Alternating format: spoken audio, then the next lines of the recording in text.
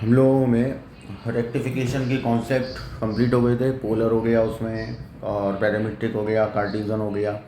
तो आज हम, जैसा मैंने बोला था, volume and surface of solid of revolution की बात करने वाले हैं।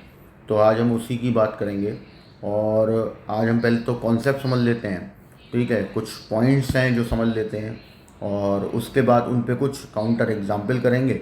एंड देन फिर हम लोग धीमे धीमे उसी चीज़ को आगे बढ़ाते जाएंगे। जैसे अभी वॉल्यूम इस पे, मतलब मैं स्टार्ट वॉल्यूम करूँगा, बट उस पर जाने से पहले हमारा कॉन्सेप्ट थोड़ा सा बनना ज़रूरी है, समझ लेना ज़रूरी है चीज़ों को।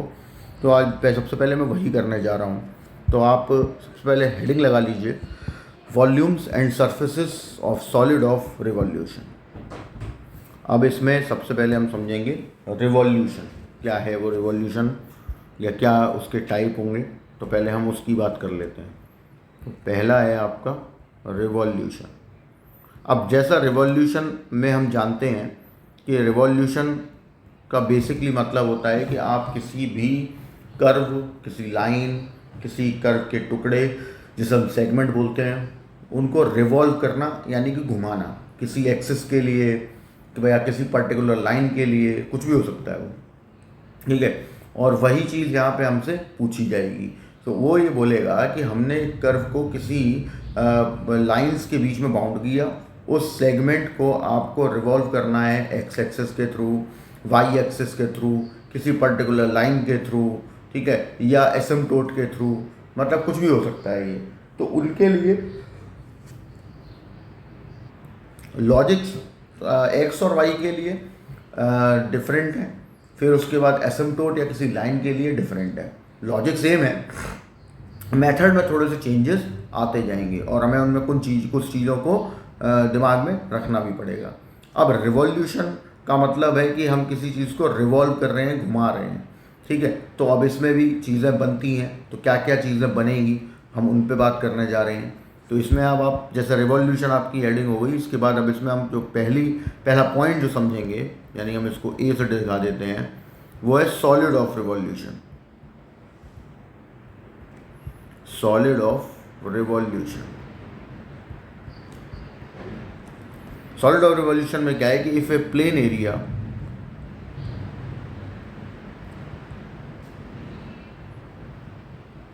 is revolved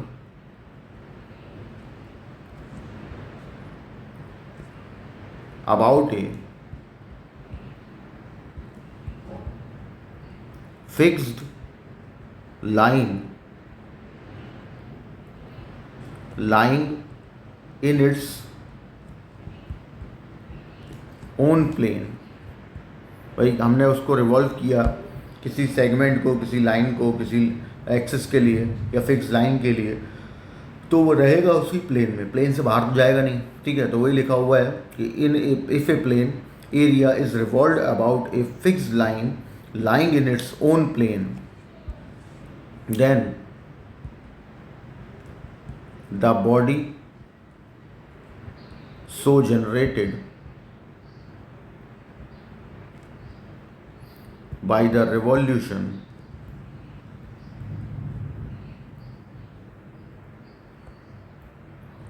of the plane area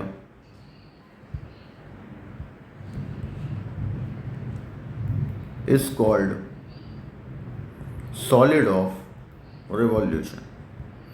इसीलिए आपने जनरली क्वेश्चंस में देखा होगा कि रिवॉल्व के बाद वो पूछ लेते हैं कि find the surface area of solid generated by the revolution, by x axis, by y axis, by asymptote, ठीक है। तो ये उसी की बात हो रही है। अब आते हैं, एक आता है आपका, ये तो वॉल्यूम की बात हो गई, सॉलिड ऑफ रिवॉल्यूशन जो सॉलिड जनरेट होगा उस। अब इसके बाद हम आते हैं सरफेस ऑफ रिवॉल्यूशन, कि एक तो हो गया कि जो सॉलिड जनरेट हुआ, अब एक सरफेस और जनरेट होगा, तो हम उसकी बात कर रहे हैं। तो सरफेस के बारे में ज़रा जान लेते हैं, मतलब दूसरा point, b point, surface of revolution. ध्यान से समझ लेना, क्योंकि ये सारी चीज़ें अभी वो वेक्टर कैलकुलस में भी जाएंगी। तो ये ख़त्म होने के बाद हम लोग आगे जब बढ़ेंगे चीज़ों को लेके, तो हम वेक्टर कैलकुलस में भी कुछ पॉइंट उठाएंगे। ठीक है, और उनको भी समझेंगे। अभी तो जो जो चीज़ें मेरे पास पहले से स्टूडेंट्स पूछ रहे हैं बार बार, तो उन्हीं को मैं पहले कंसीडर करता हुआ चल रहा हूँ कि उन्हीं को हम लेके चलें, और जो चीज़ें समझ चुके हैं उसी को इस तरीके से भी लेके चल रहे हैं कि पीछे जो होती जा रही हैं वो साथ के साथ इसमें होती जाएँ, जिससे कि अभी ताज़ा ताज़ा है तो आगे का भी समझ में आता जाए। इस तरीके से लेके चल रहे हैं। तो इसमें क्या है कि if a plane curve is revolved about a fixed line lying in its own plane, then the surface generated by the perimeter of the curve is called a surface of revolution। अब इसमें क्या कहा गया है, इसमें बोला हुआ है कि आपको एक प्लेन कर्व है दिया हुआ, is revolve about a fix line, किसी फिक्स लाइन के अबाउट रिवॉल्व कर दिया गया, लाइंग इट्स ओन प्लेन, जो रिवॉल्यूशन हुआ है वो अपने प्लेन में ही हुआ है, ठीक है, जैसे पीछे हुआ था। Then the surface generated by the perimeter of the curve. तो इसमें क्या हुआ कि आपने कर्व को जब उसको रिवॉल्व किया किसी लाइन के अकॉर्डिंग, तो उसने एक सरफेस जनरेट किया हुआ। जैसे मान लेते हैं हम कि सपोज़ करिए, मैं आपको यहाँ पे एक एग्जांपल क्रिएट करके दिखा देता हूँ। जैसे मान लो एक कर्व है, कोई भी, कुछ भी हो सकता है, वो ऐसा ऐसा कैसा भी हो सकता है। अब ये कर्व था, इसको आपने एक्स के लिए रिवॉल्व किया, तो यहाँ पर हम लोग इसको ऐसे दिखा देते हैं, ये रिवॉल्यूशन का साइन हो गया। रिवॉल्व किया तो जो आपका जनरेट होगा, ठीक है, तो उसमें क्या होगा, ये आ जाए, ऐसा कुछ आ जाएगा, ऐसा रिवॉल्यूशन से, ठीक। तो एक रिवॉल्यूशन से रिवॉल्व हुआ था वो उतना कर्व, लेकिन अब ये 3D डायग्राम में कन्वर्ट हो गया। तो ये जो ऊपर का पार्ट जो आपको दिखाई दे रहा है, ये वाला हिस्सा, ये जो पार्ट आपको यहाँ है, ये है, ये सारा पार्ट जो दिखाई दे रहा है, इसके सरफेस की बात हो रही है। कि वो यही बोल रहा था कि if a plane curve is revolved about a fix line lying its own plane, then the surface generated by the perimeter of the curve is called a surface of revolution। वो यही बोल रहा था, ठीक है ना। नेक्स्ट पॉइंट पे चलते हैं। तीसरा पॉइंट क्या है, यानी कि c point, axis of revolution.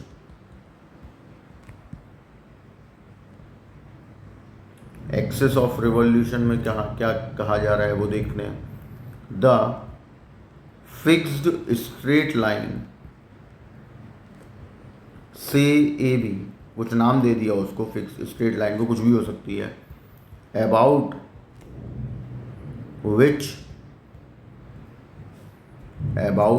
Which the area revolves is called the axis of revolution, या एक्सिस ऑफ रोटेशन भी बोल सकते हैं। एक्सिस ऑफ रिवॉल्यूशन का मतलब है कि जिस फिक्स लाइन, जैसे हमने ये भी बोल दिया है, जिस फिक्स लाइन के लिए आप किसी सरफेस को या वॉल्यूम को बना रहे हैं, सॉलिड को बना रहे हैं रिवॉल्व करके, उस एक्सिस को हम एक्सिस ऑफ रिवॉल्यूशन बोलते हैं। जैसे इस वाले क्वेश्चन में एक्स के लिए बनाया था कि एक्स के लिए रिवॉल्व करो, तो वो एक्सिस जो थी वो आपका फिक्स लाइन हो गई, यानी कि एक्सिस जो एक्स एक्सिस है उसको हम एक्सिस ऑफ रिवॉल्यूशन बोलेंगे। वाई के लिए भी हो सकता था, ठीक है, जेड के लिए भी हो सकता था, कोई अनदर लाइन के लिए भी हो सकता था, लाइक एसिम्प्टोट, टेंजेंट या नॉर्मल, कुछ भी हो सकता है, डिपेंड्स, तो क्वेश्चन पर डिपेंड करेगा। तो जो भी है, तो एक्सिस, ये तीन चीज़ें हो गई आपकी, surface of revolution, solid of revolution and axis of revolution, ठीक है।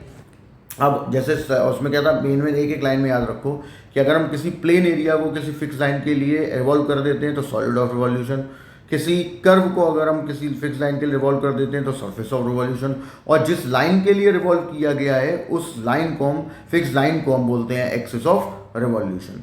तो ये तो आपकी इसकी कहानी रही। अब हम पहली कंडीशन पे जाएंगे, volume of solid of revolution. अब हम इसको समझेंगे।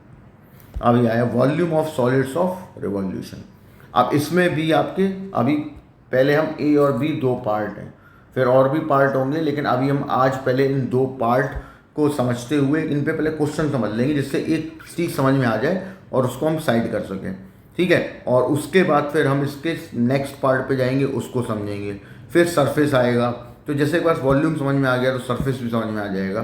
तो वॉल्यूम और सरफेस दोनों आपके 3 वीडियोस में ख़त्म हो जाएंगे, और इन वीडियोस में कोशिश ये कर रहा हूँ कि आज, कल और परसों तीनों दिन कंटिन्यूसली ये वीडियोस चले जाएं, क्योंकि ये कंटिन्यूस पूरा वीडियो एक के बाद एक देखना बहुत ज़रूरी है, तभी ये चीज़ आपके पल्ले पड़ेगी, ठीक। तो अब हम इसमें पहला जो अपना पार्ट है वो क्या है वो देख लेते हैं। तो that is your first part. First part में ये कहा गया है कि द एक्सिस ऑफ रोटेशन या रिवॉल्यूशन, कोई एक ही बात है, axis of rotation being x axis, यानी कि आपको इसमें कोई कर्व, कोई लाइन जो दी गई होगी, जिसको आप किसी फिक्स लाइन के यानी एक्स एक्सिस या वाई एक्सिस के लिए रोटेट करेंगे, ठीक है। और रोटेट करने के बाद जो सॉलिड जनरेट होगा उसका हम वॉल्यूम फाइंड करेंगे। तो वो पूरी बात अब मैं समझा रहा हूँ, आपको ध्यान से समझनी है, एक एक चीज़ समझ के यहाँ पे, क्योंकि जब क्वेश्चन होगा तो यही बात वहाँ पे काम आने वाली है। तो इस चीज़ का विशेष ध्यान रखना है अपने को, ठीक है, कि बहुत ध्यान से समझ लेना, क्योंकि यही समझ में आ गया तो और ज़्यादातर क्या होता है केसेस में, ये वर्बली तो समझा दिया जाता है, लेकिन जब हम इसे थियोरेटिकली तो किसी क्वेश्चन में अप्लाई करते हैं तो अप्लाई करने में दिक्कत होती है, ठीक है। तो इसलिए आपको ये समझना बहुत ज़रूरी है। कह रहा है कि if a plane or plane area bounded by the curve y equal to f x, curve पे ध्यान देना, ठीक है, क्योंकि अभी आगे बदल जाएगा, and the ordinates x equal to a and x equal to b and the axis, the x axis, मतलब एक कर्व आपको दिया है y equal to f x और ऑर्डिनेट है x equal to b and x axis given है, यानी कि इन चारों से बाउंडेड आपको जो गिवन है कर्व, उसके बारे में बातचीत हो रही है। हम उसको डायग्राम में डिफाइन भी करेंगे, comma revolves about x axis, then the volume of the solid thus generated। तो इससे जो आपका वॉल्यूम मतलब निकालना है उस सॉलिड का जो इससे जनरेट हुआ होगा। अब इस बात को हम पहले बाद में डिफाइन करेंगे सारी चीज़ें, क्योंकि ये तो हमने लिख लिया है। अब हम इसको पहले डायग्राम में प्लेस करते हैं, तब हमारे ये समझ में आएगा कि बेसिकली हम चाहते क्या हैं और हो क्या रहा है, और वो एक बार में समझ में आ जाएगा। तो इसमें इन्होंने जो अभी प्रेजेंट टाइम की जो स्थिति है, जो कंडीशन है, उसको मैं पहले दिखाता हूँ, फिर हम आगे की बात करेंगे, ठीक है ना। और इसमें से आपको जो बहुत ध्यान से डायग्राम को समझ लेना है, क्योंकि वो समझ में आ गया तो बाकी चीज़ें भी बहुत आसान हो जाएंगी, क्योंकि क्वेश्चन फिर कोई भी होगा बहुत आसानी से आपके समझ में आ जाएगा। तो ये अपना एक्स वाई हो गया, आपको यहाँ पे इन्होंने एक कर्व दिया हुआ है y equal to f x. तो ये मान लीजिए ऐसा है, कर्व कैसा भी हो सकता है, कुछ भी हो सकता है, तो डिपेंड्स। तो ये रहा आपका कर्व, ठीक है, y equal to f x हो गया।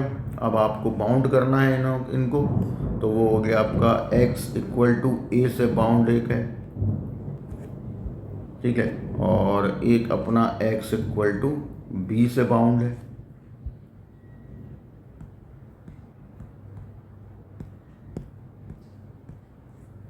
x equal to a, x equal to b, दो लाइनें हो गई, इनसे ये बाउंड हो चुका है। और एक्स एक्सिस तो ये है ही। तो यानी कि आपको यहाँ पे अब जो मतलब जिस पार्ट को यहाँ पे रिवॉल्व करना है, तो ये जो आपका कर्व था y equal to f x, ठीक, ये जो कर्व है ये x equal to a line और b लाइन से बाउंड है और आपको इसे रिवॉल्व करना है इतने एरिया को, ठीक है। तो अब इसमें आगे की बात क्या होगी, अब हम इसमें रिवॉल्यूशन दिखाएंगे और फिर मैं आगे की बात समझाऊंगा, ठीक है। तो अब जरा पहले उसको रिवॉल्यूशन को बाद में देखते हैं, पहले हम एक चीज़ समझ लेते हैं। अब देखो पीछे जाओ, थोड़ा सा पीछे जाने का मतलब है कि अब आप जाओ एरिया बाउंडेड बाई कर्व्स में, ठीक। तो यहाँ पे ऑब्वियस ही बात है कि अगर मुझे एरिया निकालना है इस पूरे का, तो मुझे एक स्ट्रिप लेनी पड़ती थी वहाँ पर, तो वो स्ट्रिप आप यहाँ पे भी ले लीजिए, ठीक। समझना बहुत ज़रूरी है वही चीज़ आपको, क्योंकि बार बार फिर रिवॉल्यूशन का डायग्राम आपको सोचना नहीं पड़ेगा अगर ये चीज़ समझ में आ जाएगी तो। अब इसमें क्या है कि ये जो है वो आपका वाई हो गया और इसको हम डेल एक्स डी एक्स कुछ भी मान लेते हैं, ठीक है। डेल डी एक्स ले लो, उससे कोई फ़र्क नहीं पड़ेगा, स्मॉल एलिमेंट है ये एक्स के रिस्पेक्ट में इसलिए। तो ये डी एक्स इसकी जो है वो विड्थ हो गई और लेंथ इसकी वाई हो गई। तो अब इसके हिसाब से ध्यान से सुनने, अब मैं कर रहा हूँ रिवॉल्यूशन, तो मैंने लिखा रिवॉल्व अबाउट एक्स एक्सिस। तो अब इस डायग्राम में क्या चेंजेस आए होंगे, अब हमें वो यहाँ पे दिखाने हैं, ठीक है। दिखाने हैं, एग्जामिनर को आप दिखाना चाहो दिखाओ, नहीं दिखाना चाहो, लेकिन हमें तो पता होना ही चाहिए कि वो चेंजेस क्या आए, ठीक, जिससे कि हम समझ सकें तो समझा भी पाएंगे अच्छे से। तो ये आपकी अपनी एक्स एक्सिस वाई एक्सिस हो गई। अब इसमें क्या था कि हमारा एक कर्व था, तो कर्व बनाते हैं, तो ये था कर्व। अब आपने इसको किया रिवॉल्व एक्स के लिए, एक्स एक्सिस के लिए, ठीक। तो ऐसा ही एक कर्व बिल्कुल मिरर इमेज में यहाँ आ गया, ठीक। जब दोनों आ जाएंगे तो रिवॉल्व, क्योंकि आपने इसको रिवॉल्व किया एक्स के लिए, तो अब इसमें क्या होगा, देखो ऐसा आएगा, ये आ गया आपका, ठीक। अब ये रिवॉल्व होके आया हुआ है, क्योंकि रिवॉल्व का मतलब ये पूरा सर्कल को कंप्लीट कर लेना, तो रिवॉल्यूशन से ये आ गया। अब इसमें क्या क्या चीज़ थी, तो देखिए अब आपको मैं दिखाता हूँ वो सारी चीज़ें जो वहाँ पे हमें दी गई थी। देखो उन्होंने बोला था कि x इक्वल टू ए से बाउंड होना चाहिए, तो ये वो हिस्सा है जो x इक्वल टू ए से बाउंड था, कि रिवॉल्व हुआ।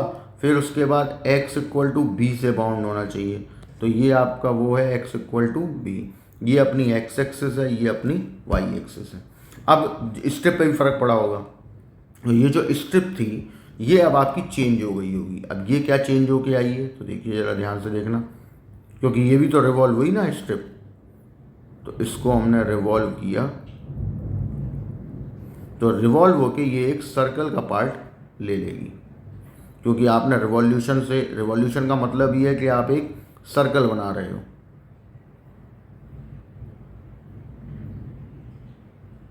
ठीक है। ये ले लेगा, कंडीशन ले लेगी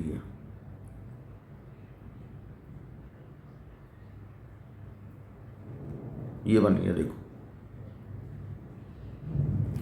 यानी अब इसमें क्या है कि इसमें जो ये चीज़ थी, ये तो आपकी थी y, ठीक है। अच्छा y रिवॉल्व हुआ है, ठीक, पूरा रिवॉल्व हुआ है, मतलब अब आप सोचो x के लिए रिवॉल्व कर रहे हैं, रियलिस्टिक ढंग से अगर हम सोचें तो x के लिए इसको रिवॉल्व किया गया है, रिवॉल्व किया गया है, तो ये पूरा सर्कल घूम के आया, मतलब y रेडियस बनी होगी, तो ये y हो गया।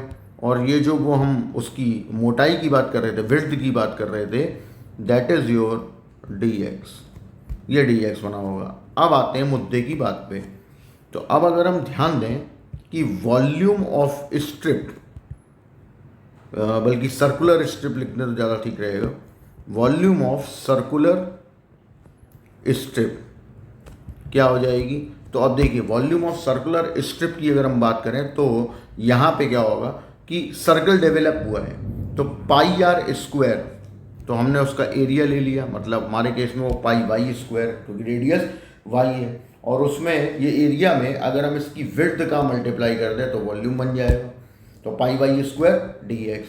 और फिर हम वॉल्यूम ऑफ सॉलिड की बात कर लेंगे कि volume of solid generated by the revolution generated by y equal to fx by the about the x axis कह सकते हैं हम, ठीक है। तो यहाँ पे क्या आ जाएगा कि अब आपको पूरे सॉलिड का निकालना है। तो अब आप सोचो, ये जो आपका सर्किल है, ये जो अपने सर्कुलर स्ट्रिप ली गई है ये वाली, इस स्ट्रिप को हम कहाँ से कहाँ तक चलाएंगे, x इक्वल टू ए से x इक्वल टू बी तक जाएंगे। तो ये a से b लिमिट हो गई और पाई वाई स्क्वायर डी एक्स हो गया। यही आपका फॉर्मूला बन गया है, ठीक, क्योंकि ये पूरा खिसकता हुआ a से b तक कंप्लीट सॉलिड को लेता हुआ चलेगा, ठीक, जैसे वहाँ पे स्ट्रिप चल रही थी, ठीक। तो बिल्कुल सेम तरीके से यहाँ पे हमें करना है। अब हमको क्या है कि एग्ज़ाम में डायग्राम बनाने को बोल देगा तो अपन डायग्राम भी बना देंगे, क्योंकि अब आपको ये चीज़ समझ में आ गई है। बट अगर डायग्राम से काम नहीं बन रहा, कि आप डायग्राम नहीं सोच पा रहे या नहीं बन पा रहा, तो आपको उसमें घबराने की कोई बात नहीं है, आप इसी डायग्राम से भी सोच सकते हो, ठीक है। क्योंकि देखो वाई डी एक्स, ठीक, वाई डी एक्स यहाँ पे देखो इस वाले डायग्राम में कि वाई डी एक्स का मल्टीप्लाई हो गया, ठीक। अच्छा, मालूम है कि ये स्ट्रिप घूम के सर्कल बनाएगा, तो पाई वाई स्क्वायर डी एक्स है। अब यहीं पे वाई की जगह एक्स हो गया तो पाई एक्स स्क्वायर डी वाई हो जाएगा, कर बदल जाएगा, वो उसका दूसरा पार्ट है, ठीक है। और उसके बाद चलना कहाँ से कहाँ तक है, क्योंकि x इक्वल टू ए और x इक्वल टू बी से बाउंड है। इसका मतलब है ये जब रिवॉल्व हो जाएगा तो यही रेडियस बन जाएंगी, ठीक है। यानी कि ऊपर का ए होगा, नीचे का ए होगा, दूसरे वाले में ऊपर का बी होगा, नीचे का बी होगा, मतलब जो स्ट्रिप है वो ए से बी जाएगी। तो आपका जो वॉल्यूम है वो ए से बी चलते हुए पाई वाई स्क्वायर डी एक्स, या दूसरे अगर हम बात करें तो पाई एक्स स्क्वायर डी वाई बन जाएगा, डिपेंड से, तो क्वेश्चन पे डिपेंड करेगा, ठीक। तो इस तरीके से फॉर्मूला आया होगा और हम लोगों ने उसको सॉल्व करके यहाँ पे देख लिया। अब बिल्कुल इसी तरीके से हमारा बी पार्ट है और आगे जो क्वेश्चन होंगे वो भी बिल्कुल सेम तरीके से ही होंगे, ठीक। तो मैं बी पार्ट इसका लिख दे रहा हूँ यहाँ पर, या सेकंड पार्ट बोलते हैं, सेकंड है हमारा।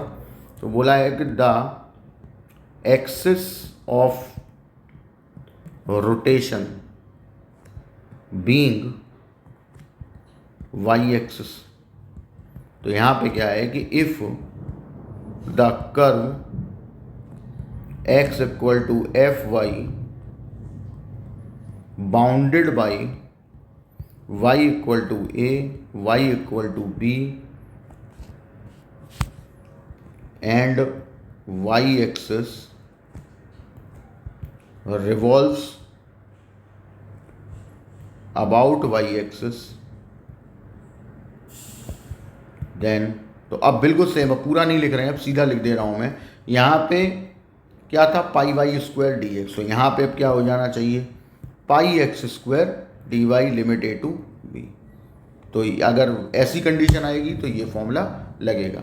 अब बहुत से लोग सोच रहे होंगे कि अगर कोई और लाइन होती, बिल्कुल हम लोग उसको भी क्वेश्चन को करेंगे, लेकिन पहले अभी हम जो करके आए हैं पहले हम उसको समझ लेते हैं, उनके ऊपर कुछ काउंटर एग्जाम्पल समझने बहुत ज़रूरी हैं। तो एक सिंपल क्वेश्चन देखेंगे, एक टफ क्वेश्चन देखेंगे, और फिर एक आपको दे दूंगा मैं करने को एक दो क्वेश्चन, जिससे कि वो प्रैक्टिस में आ जाए।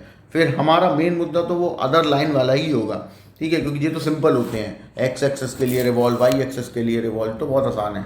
लेकिन जब कह दिया जाता है कि किसी लाइन के लिए रिवॉल्व करो, या कह सकते हैं किसी एसिम्पटोट के लिए रिवॉल्व करो, तो हमारा दिमाग खराब हो जाता है। तो वो ना हो इसलिए आपको सारी चीज़ें समझाई जाएंगी, कोई दिक्कत नहीं है। अभी हम जो समझने जा रहे हैं वो एक सिंपल क्वेश्चन है, हम लोगों ने बहुत पहले से वो फॉर्मूला पढ़ रखा है, लेकिन वो समझना और वो कैसे आया होगा वो भी डिस्कस हो जाएगा और चीज़ समझ में भी आ जाएगी। तो क्वेश्चन ये है, क्वेश्चन कहता है शो दैट द वॉल्यूम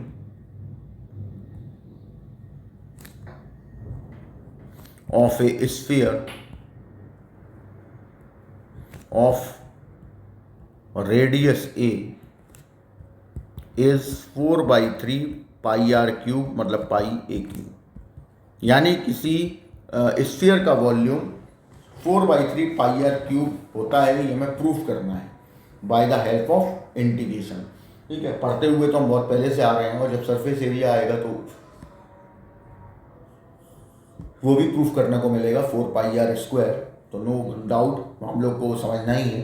अभी तो वॉल्यूम की बात चल रही है, तो पहले हम वॉल्यूम चीज़ की सारी चीज़ें समझ लेंगे और उसके बाद ही हम आगे बढ़ेंगे। जो थोड़ा सा ध्यान होना भी बहुत ज़रूरी है उस चीज़ का।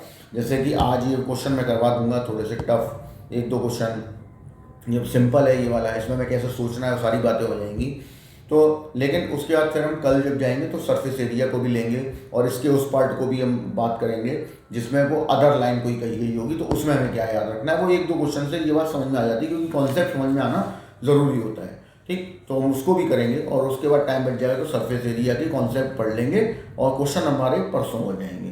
तो इस तरीके से दोनों चीज़ें बढ़ जाएंगी। लेकिन वॉल्यूम समझ में आ गया तो जैसा वॉल्यूम में होगा वैसा ही सरफेस में भी होगा, कोई दिक्कत नहीं आएगी। केवल फॉर्मूले चेंज हो जाएंगे, अब वो क्यों होंगे वो सब भी बताया जाएगा, जैसे आज मैंने अभी प्रूफ करके दिखा दिया। तो वो आपको हेल्प करेगा ये चीज़। जब आप क्वेश्चन करोगे ना खुद तो मज़ा भी आएगा करने में, और क्योंकि समझ में आ जाएगा तो फिर मज़ा आएगा ही आएगा, नो डाउट। ठीक, तो अब इस क्वेश्चन में हमें क्या चीज़ें सोचनी है, कैसे करना है, उसको हम एक बार देख लेते हैं। अब देखिए, let us consider a circle x square plus y square equal to a square. अब पहले भी जब मैं ये क्वेश्चन ग्रेजुएशन वगैरह में कराता था तो वहाँ पे एक चीज़ आती थी कि हमने यही सर्कल क्यों लिया। लेने को आप कोई भी सर्कल ले सकते हो जिसका सेंटर कुछ भी आप ले सकते हो, ठीक, लेकिन क्योंकि वॉल्यूम में तो फर्क पड़ेगा नहीं, जो भी बनेगा इस सर्कल से स्फीयर उससे कोई फर्क नहीं पड़ेगा, चाहे उसका सेंटर कुछ भी हो। जैसे इसके एरिया पे कोई फर्क नहीं पड़ेगा, ठीक है, क्योंकि वो तो रेडियस पे डिपेंड होता है, ठीक, सेंटर पर डिपेंड होता नहीं। तो इसलिए इक्वेशन ऑफ सर्कल हमने ले रखी है, कोई भी ले सकते हैं आप, उसमें कोई दिक्कत नहीं है। तो अभी क्या हो क्या रहा है यहाँ पर कि आपने इस सर्कल को यहाँ पे डेवलप किया। अच्छा, रेडियस ए उन्होंने पहले से ही दे रखी है, वो स्फीयर की है, तो इस सर्कल ने जो बनाई होगी वो भी सेम ही है, तो कोई इशू नहीं है इसमें। तो हमने एक सर्कल डेवलप कर लिया यहाँ पर कि एक सर्कल है आपके पास, ठीक, और सेंटर है उसका 0 0 और रेडियस है आपकी ए, ठीक है। अब इसमें एक स्ट्रिप ले ली, ये रही वो स्ट्रिप। पूरा एरिया वाला लॉजिक याद रखना बस। अब यहाँ पे सवाल वही कि इसे मुझे रिवॉल्व करना है, ठीक, तो मैंने इसको एक्स एक्सिस के लिए रोटेट किया, और रोटेट आप एक्स के लिए कर लो या वाई के लिए कर लो, किसी भी एक के लिए कर लो। एक्स के लिए रोटेट करेंगे तो ये स्ट्रिप भी घूमेगी और ये एक सर्कल बनेगा, ठीक है, और ये पूरा जो पूरा सर्कल है जब ये पूरा रोटेट होगा इसके लिए, यानी कि जहाँ है वहीं से घूम के वहीं पे आ जाएगा, जब पूरा एक रोटेशन कंप्लीट करके तो एक स्फीयर जनरेट करेगा। तो हमें अब वही चीज़ ध्यान रखनी है। तो अब देखो ज़रा ध्यान से, ये आपका इसको आप अलग अलग डायग्राम में दिखा देना क्योंकि दूसरा भी सर्कल जैसा ही दिखेगा, क्योंकि स्फीयर तो यहाँ दिखा नहीं सकते। तो अब हुआ क्या, अब मैं इस स्ट्रिप को यहाँ से हटा दे रहा हूँ। अब ये स्ट्रिप ने किया क्या, जब आपने रिवॉल्व किया होगा, आफ्टर रिवॉल्यूशन की बात हो रही है, तो इसने एक सर्कल को जन्म दिया ऐसा, ठीक, और वही चीज़ जो अभी आपको वहाँ प्रूफ करवाई थी वैसा ही है। ये वो वाला पार्ट है जो dx बोला गया था। अब यही चीज़ x के लिए कर रहे हो y के लिए भी कर सकते हो, तो आंसर सेम ही आएगा। तो ये ऐसा हो गया, ठीक है। और यहाँ पे ये वाली चीज़, ये इसकी रेडियस कहलाएगी, मतलब y हो गया, और इसको हमने dx बोल दिया। तो अब इसका मुझे वॉल्यूम निकालना है, तो वॉल्यूम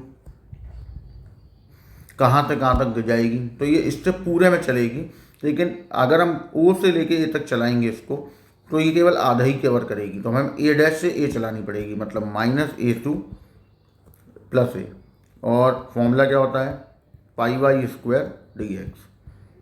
पाई आ जाएगा बाहर, -a2a। अच्छा, y² की वैल्यू, तो ये टच करिए, वही एरिया वाला लॉजिक, कर्व टच कैसे करेगा, ये जो स्टेप है टच कैसे करेगी पूरे स्फीयर को, और स्फीयर किसके रिवॉल्यूशन से बना हुआ है, तो ये इस सर्कल के रिवॉल्यूशन से बना हुआ है। तो सर्कल से निकाल low value, a² - x² dx। अब 2 का मल्टीप्लाई कर दो by the property of definite integral, क्योंकि इवन पावर मतलब सॉरी इवन फंक्शन है, इस वजह से सॉल्व कर लो। तो सॉल्व किया हमने, यहाँ हो जाएगा a²x, यहाँ x³ 0 to a आपकी हो गई लिमिट, v 2π a³ - a³ 3, 0 को कोई मतलब नहीं है रखने का। ये आपको सॉल्व होके आ गया 2a³ सॉल्व होके आ गया 4/3 πa³। That is your answer. तो ये सर्किल के रिवॉल्यूशन से आपका स्फीयर जनरेट हुआ और उस स्फीयर का वॉल्यूम हमने निकाल के यहाँ रख दिया। इस तरीके से ये सॉल्व होना है। ठीक, अब थोड़ा सा कर्व बदलते हैं और थोड़ा सा टफ करते हैं इसको। ठीक है, क्योंकि हमारे में इतने वैसे क्वेश्चन तो आने नहीं हैं, सिंपल, हमें तो टिपिकल क्वेश्चन से ही मतलब है। तो वो टिपिकल क्वेश्चन क्या है वो देखते हैं। ये है क्वेश्चन। एक कर्व इन्होंने दिया y² a + x = x² 3a - x revolve about x axis, find the volume generated by the loop. ठीक, तो सबसे पहले इसका XY प्लेन में जो डायग्राम बनेगा वो हमें पता करना है, क्योंकि उसी को तो हम रिवॉल्व कर पाएंगे और दूसरे डायग्राम की तो वैसे कोई ज़रूरत ही नहीं है, हमें उसी से ही अंदाज़ा हो जाएगा। बिकॉज ऑफ हम पीछे वाली ये वाली चीज़ मैं समझा चुका हूँ आपको कि इसी से काम चल जाता है हमारा, अगर ये पता है तो हमें अब ये डायग्राम आपको मालूम होना चाहिए। नहीं मालूम है तो मैंने आपको बनाना भी सिखाया हुआ है, फिर से एक बार देख लेते हैं। ठीक, तो मैंने क्या बताया था, सबसे पहले y² a + x = x² 3a - x। x की पावर है ऑड तो कोई फ़र्क पड़ेगा नहीं, y की पावर है इवन तो ये कुछ ऐसा दिखेगा, और y की पावर इवन है तो x के लिए सिमेट्रिकल होगा। ये आपका है कर्व। अब अगर आपको डायग्राम नहीं बनाना आता है तो कोई दिक्कत नहीं है, हमारे पास उसका भी उपाय है। हम एक टेबल बनाएंगे। ठीक, और इस टेबल में वैल्यूज़ डालेंगे हम अपनी तरफ से, और वैल्यूज़ तब तक एक ही फॉर्म में ही डालेंगे, क्योंकि पहले ही बताया था। ठीक है, नंबर्स की फॉर्म में डालोगे तो सॉल्व करने में दिक्कत होगी, तो हम एक ही फॉर्म में ही डालेंगे उन वैल्यूज़ को, और उसके बाद उन्हें प्लॉट करके डायग्राम बन जाएगा। ठीक है, ये देखिए 0a 2a 3a। ठीक है, ए के गैप पे हमने वैल्यूज़ डाल दी। अब इनका हम डायग्राम प्लॉट करते हैं। ये x और y हो गई, ये अपना O हो गया। ठीक है, पॉइंट डाल देते हैं a 2a 3a, और यहाँ पे भी आप रख लो a 2a 3a, और एक मैं माइनस से और लिख देता हूँ, आपको एक चीज़ शो करनी है इस वजह से। ठीक है, सारी चीज़ें हो गई। अब देखो 0 पे अपना आ रहा था 0, फिर a पे आ रहा था a, फिर 2a पे आ रहा था 2a/√3। अब 2a/√3 1 से थोड़ा सा बड़ा होगा, क्योंकि 1.7 है, और 1.7 है तो हाँ 1 से थोड़ी बड़ी वैल्यू आएगी, यानी कि a से थोड़ा ऊपर होगा 2a पे, मान लेते हैं यहाँ कहीं है, और 3a पे हो जाएगा 0। तो हमने इसको मिला दिया, बीच का कोई नंबर भी रख सकते हैं, ये आ गया। अब इसमें है क्या सीन कि अगर आप इसमें एक -a और रख देते हो तो ये इन्फिनिटी हो जाएगा। ठीक, -a पे y हो जाएगा infinity. If x = -a y = infinity. वो तो ऐसा तब होता है ऐसे कर्वों में, अगर ऐसा कहीं किसी पॉइंट पे हो जाता है, इसका मतलब बात एसिम्प्टोट तक जा रही है। ठीक, तो मैं पूरी बात बता रहा हूँ, इसीलिए आपको समझनी ज़रूरी है ये। तो यहाँ पे हम लोग करते क्या है कि जब इन्फिनिटी किसी लाइन पे आ जाता है, किसी पॉइंट पे आ जाता है, तो वहाँ पर हम एक लाइन ड्रॉ कर लेते हैं। ठीक है,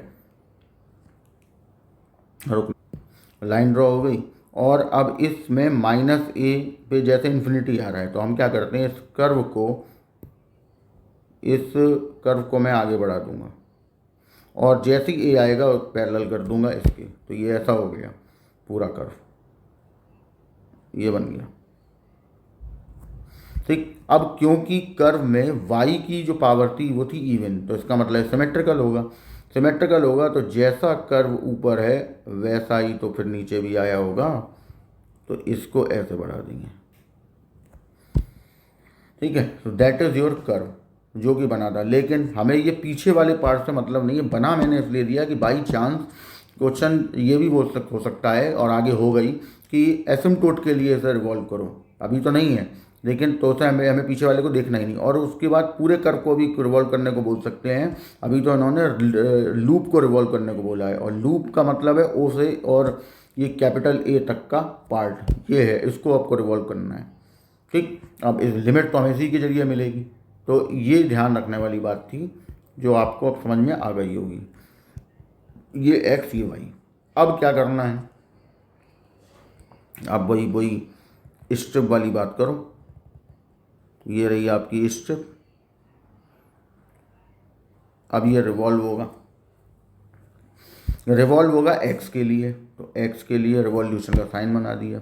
एग्ज़ाम में जब आप सब्जेक्टिव क्वेश्चन कर रहे हो तो उसमें भी यही करते हैं हम लोग। पूरा डायग्राम 3D डायग्राम तो बना नहीं सकते यहाँ पे, कई डायग्राम से जो नहीं दिखाई देंगे, तो इस वजह से वहाँ पे भी हम यही करते हैं। ठीक, तो इसलिए इसका ध्यान रखना। चलिए आते हैं मुद्दे की बात पे। अब ये जो है, ये तो अपना वो फॉर्मूला तो पता चल गया। तो volume of solid equal to, तो फॉर्मूला लग गया pi y square d x. ठीक, लिमिट 0 से 3a। अच्छा, रिवॉल्व हुआ होगा तो दो पार्ट में जाएगा, क्योंकि ये पूरे कवर करेगा। ऊपर पार्ट था और ये पूरा एक सर्कल बना देगा। तो जैसे आपके दिमाग में आ रहा होगा कि हम 2 का मल्टीप्लाई करेंगे, तो वहाँ पे जी, क्योंकि ये रिवॉल्व होके जैसे ओ से ए वाले पार्ट को आपने रिवॉल्व किया और उसने एक 3D जनरेट कर दी। ठीक, तो अब जब 3D इसने जनरेट की तो ये जो आपकी जो स्ट्रिप है ये भी 3D में गई होगी, ये भी पूरा सर्कल बना होगा। तो सर्कल चलेगा तो ओ से ए तक ही, क्योंकि रिवॉल्व तो ये यहीं हुआ है, तो इसलिए 2 का मल्टीप्लाई नहीं करना है, इस बात का ध्यान रखना। ठीक, चलो अब आते हैं हम अपने वाई स्क्वायर की वैल्यू पे। 0 to 3a। अब वाई स्क्वायर की वैल्यू क्या थी, वाई स्क्वायर की वैल्यू है x square 3a minus x upon a plus x और डी एक्स। अब केवल रह गया इंटीग्रेशन को करना वाला काम, कि इंटीग्रेशन हो जाए तो हमारा सॉल्व हो गया। अब इंटीग्रेशन डिपेंड्स ऑन यू, कैसे करते हो आप वो आपकी मर्जी है, जैसे चाहो वैसे करो। तो करते हैं, ज़रा ध्यान दें। 0 to 3a, मैंने बोला डिपेंड्स ऑन यू, तो मैं इसको ऐसे करना चाहूँगा कि मैंने उसको ऐसे लिख लिया। ठीक, अब आप सॉल्व करके देखो तो वही ऊपर वाली बात आ रही होगी। फिर इसके बाद 0 to 3a, 3x square A plus x minus 4x cube upon a plus x. सीधा भी डिवाइड कर सकते हो मल्टीप्लाई करके, कोई इशू नहीं है। अब ए प्लस एक्स का डिवाइड किया हमने, तो पहला तो 3x स्क्वायर बच जाएगा, दूसरे वाले में 4x cube upon a plus x. अब यहाँ इंटीग्रेशन का लॉजिक है कि ऊपर पावर बड़ी है नीचे पावर छोटी है, तो x प्लस ए का डिवाइड हम x क्यूब में करने जा रहे हैं। तो एक्स स्क्वायर टाइम्स हुआ x cube plus a x square, minus minus cancel, फिर माइनस ए एक्स टाइम्स हुआ, तो ये हो गया माइनस का a x square minus a square x, plus plus cancel a square x. फिर हमने इसमें मल्टीप्लाई किया ए स्क्वायर का, तो ये हो गया a square x plus a cube, minus minus cancel, minus a cube बच जाएगा। तो क्या बचा, यहाँ लिख लेते हैं। तो कोशिएंट हो गया और रिमाइंडर में डिविडेंड का डिवाइड मार दिया, ये आ गया। इसको हटा देते हैं और इसको लिख लेते हैं यहाँ पर 0 to 3a, 3x square minus x square. अच्छा 4 भी है साथ में, तो उसका भी ध्यान रखना है। 4 bracket x square minus a x plus A square minus a cube upon a plus x, pi 0 to 3a, 3x square minus 4x square plus 4ax minus 4a square plus 4a cube upon a plus x D x. जो बच गया उसका integration कर देंगे, तो यहाँ बचा minus x square x cube by 3, यहाँ बचा 4a एक्स स्क्वायर बाई 2, यहाँ बचा 4a स्क्वायर एक्स, और यहाँ बच जाएगा 4a cube log A plus x. Limit 0 to 3a। अब आपको केवल लिमिट इसकी रख देनी है। यहाँ हो गया आपका 27a³/3, यहाँ 2a 3a का होल स्क्वायर, यहाँ 4a 3a, यहाँ पे 4a³ लॉग और 3a रखेंगे तो हो जाएगा 4a। अच्छा, ज़ीरो में तो ये पीछे के सारे पार्ट जीरो हो जाएंगे माइनस के साथ, केवल इसमें लिमिट रखने का फ़ायदा है। 4a³ log a ये बच जाएगा, ठीक। पाई यहाँ बचा आपके पास 9a³, यहाँ हो गया आपके पास 18a³, यहाँ हो गया 12a, 3a रखा था, 4a² था तो ये हो गया a³, और यहाँ पे आपका आ गया 4a³ log 4a minus 4a³ log a, common आ जाएंगे 4a³ वाले, फिलहाल तो इसे सॉल्व कर लो। तो ये बच गया आपके पास 12 और 21 माइनस 3a³ और यहाँ 4a³ कॉमन, तो अंदर log 4a minus log a pi minus 3a³ plus 4a³ log 4a upon a मतलब log 4, ठीक है। और log 4 को भी हम 2 की फॉर्म में लिख सकते हैं और एक a³ बाहर ले जा सकते हैं, तो -3 + 4 log 2 की पावर 2, log की प्रॉपर्टी लग जाएगी, ये आ जाएगा 8 log 2 - 3, और यही आपका इस क्वेश्चन का आंसर भी था। तो सॉल्यूशन तो आप पे डिपेंड करेगा, वो कैसे भी कर लो, लेकिन मेन मुद्दा तो ये था डायग्राम वाला, रिवॉल्यूशन वाला, ठीक। तो ये आपके सामने है, तो बहुत आसानी से सॉल्व हो गया, ठीक है। अब ये 2 क्वेश्चन आपको करने हैं जिससे कि आपकी भी प्रैक्टिस हो, और नहीं आएंगे तो कोई दिक्कत नहीं है, किसी एक का भी नहीं आएगा तो मैं कल जो वीडियो डालूंगा उसमें सबसे पहले इनके सॉल्यूशन आपको बता दूंगा, ठीक है। पूरा नहीं करूंगा, केवल डायग्राम समझा दूंगा, वो इक्वेशन बना दूंगा, कैसे क्या हुआ वहाँ तक ले जाएंगे, इंटीग्रेशन वगैरह तो आप कर ही लोगे, ठीक है। तो वो बता देंगे। अगर किसी का मैसेज मेरे पास आ जाता है कि नहीं आया या उसने, और मैसेज मत करना केवल कि अगर आपको नहीं भी आया है तो जहाँ तक भी आया है ना वो पूरा भेजना मेरे पास, तो इससे क्या होगा, आपको आपकी गलती बता दूंगा मैं कि ये मिस्टेक हुई थी, इस वजह से ऐसा हुआ। तो इससे क्या है कि पूरा शुरू से शुरू करेंगे तो वो तो मेरे ही द्वारा बता दिया गया, तो आपने कुछ किया ही नहीं, लेकिन जब आप करोगे तो आपको उसमें गलती पता चल जाएगी अपनी कि ये प्रॉब्लम थी, इस वजह से नहीं आया, तो उससे क्या है आपकी एफर्ट भी लगेंगी, ठीक है। तो इसीलिए बता दूंगा, कोई इशू नहीं है, लेकिन आप पहले ट्राई करें जो आपको क्वेश्चन मैंने दिए हैं, और उसके बाद फिर हम लोग आगे बढ़ जाएंगे कि एसिम्प्टोट के लिए अगर बोला जाए तो क्या होगा, या किसी लाइन के लिए कह दिया जाए तब क्या करेंगे, तो उन क्वेश्चनों को भी हम लोग हैंडल करेंगे कल, और एक एक दो क्वेश्चन से ही समझ में आ जाएगा। उसके बाद फिर हम लोग परसों वाले वीडियो में सरफेस एरिया बिल्कुल सेम तरीके से ही होगा, वो तो एक ही दिन का टॉपिक है, क्योंकि वॉल्यूम समझ में आ जाए तो सरफेस भी समझ में आ जाता है, तो फिर सरफेस को ले चलेंगे और सरफेस को भी सॉल्व करेंगे। जब वो समझ में आ जाएगा तब फिर हम उसके बाद आगे का मेथड समझाएंगे कि कौन कौन से हम चीज़ें उठा सकते हैं, और टॉपिक वाइज, और हम इस मैंने बोला ना इस तरीके से हम लोग करके लेके चल रहे हैं कि चीज़ें अभी जो हुई हैं वो यूज़ भी हो जाए और कोई दिक्कत भी ना हो।